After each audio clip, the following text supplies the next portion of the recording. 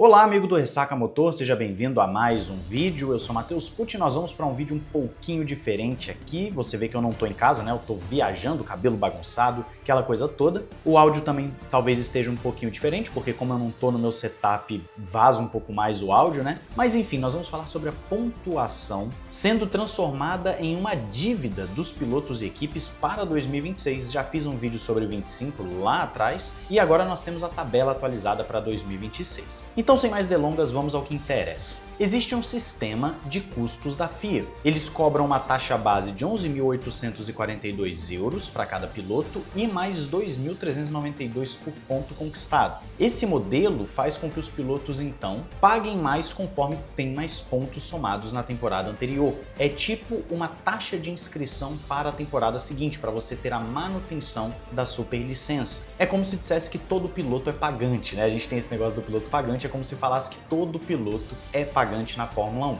O Lando Norris, por exemplo, campeão mundial de 2025, vai ter um custo da licença superando 1 milhão. Ele acumulou 423 pontos, o recorde ainda pertence ao Verstappen, que em 2023 conseguiu ter 1,3 milhão, no caso, para poder pagar, e no top 5 você tem o Verstappen também superando o 1 milhão. Depois disso, o Oscar Piastri já está abaixo do 1 milhão, indo para 992, George Russell 774, Charles Leclerc 590. No top 5, você vê que sempre de 500 mil para cima. É uma taxinha que pesa no bolso do piloto? Não pesa. 1 milhão de euros para um piloto de elite da Fórmula 1 não é grande coisa. E você também subentende que o piloto que está em primeiro no campeonato passado, né, que esteve em primeiro no campeonato passado, ele vai ter um aumento salarial, ele vai ter um ganho muito superior a essa taxa de inscrição, sem contar que a própria equipe pode acabar pagando essa taxa, você pode colocar em contrato, a equipe pode ajudar o piloto nisso.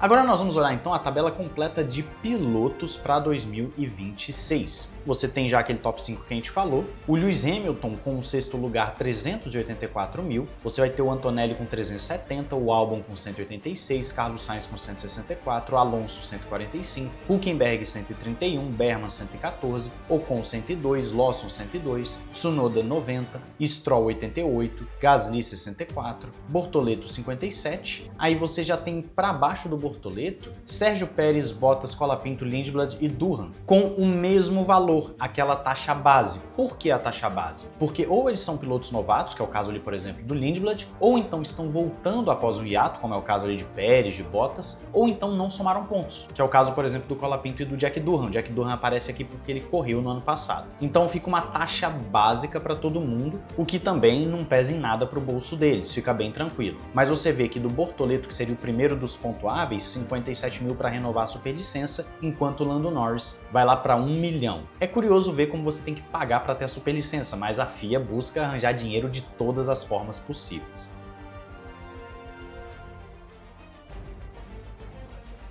Quando a gente fala de equipes, o negócio muda um pouquinho. Existe uma taxa base fixa de 703 mil e por ponto são 7 mil. Aqui no caso nós já estamos falando de dólares. E existe uma taxa maior para a equipe campeã, de 8.400, vai de 7 mil para 8.400. A FIA sempre busca formas de tirar dinheiro o máximo possível de equipes, para sugar o máximo que ela pode de tudo, né? Aí depois fala que é uma organização sem fins lucrativos e faz um dinheiro absurdo e ninguém sabe para onde vai esse dinheiro, como já trouxemos em um outro vídeo. Você vê a McLaren, por exemplo, o comparativo de 2025 e 2026 na taxa de inscrição, você tem um aumento considerável. Se tiver ouvindo um barulhinho aí é porque você sabe que aonde eu vou tem obra, né? Eu tô em outra cidade, num outro local e tá tendo obra. Mas enfim, quando a gente olha, por exemplo, aqui o top 5, você vai ver que a McLaren vai pagar 7 milhões e 700, enquanto a Mercedes vai para os 4 milhões, a Red Bull nos 3.800, a Ferrari nos 3.500 e a Williams no 1.600. Olha a diferença da McLaren, ela já pagaria mais de qualquer forma, pelo simples fato de ser a campeã, mas a taxa dela é maior, a taxa dela vai além do que os demais, até porque essa é uma regra que faz todo sentido.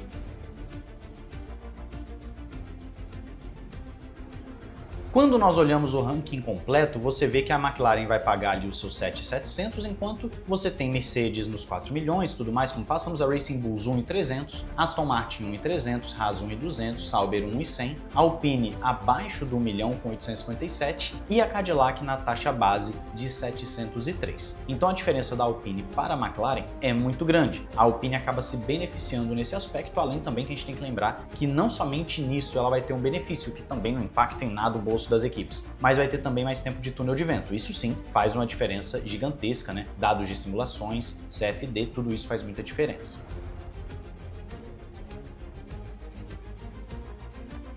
Agora nós temos um caso curioso. A Cadillac, ela vai pagar a taxa base dos 703 mil. Só que tem um detalhe. Ela teve que pagar a taxa antidiluição de 500 milhões de dólares, que já falei aqui no canal ser absurda, é uma coisa que não faz sentido na minha cabeça. Como é uma nova participante, ela paga esse valor vai ser dividido entre as 10 equipes que estavam no grid, ou seja, 50 milhões para cada uma, só que a Cadillac tem uma projeção também de ganhos, né? Uma projeção de ganhos com a Fórmula 1, porque ela não iria entrar se não existisse uma projeção de lucro. É um dos grandes atrativos da Fórmula 1 moderna, essa projeção de lucro. Mas é curioso como ela não vai pagar um grande valor por poder estar no grid, mas ao mesmo tempo ela pagou 500 milhões. Também existe a premiação dos construtores. A McLaren vai levar 120 milhões de prêmio, então você vê que tranquilamente paga aqui a taxa de inscrição. E a Cadillac vai receber 60 milhões de injeção inicial, então acaba ficando elas por elas com a taxa antidiluição. Os custos nós sabemos que são crescentes, mas ainda assim a Fórmula 1 se tornou um esporte muito sustentável com as novas regras e a gente quer ver então a Cadillac na pista e vamos ver quanto ela vai pagar no próximo ano. Me fala aí a sua expectativa, não esqueça de se inscrever e ativar o sininho para não perder nada, entrar nos nossos parceiros aí que tem promoção de Natal na Paddock BR com 30% de desconto nos moletons e ainda você tem na compra de 3 produtos leva uma 4ª camiseta de graça, o cupom é o Ressaca Motor.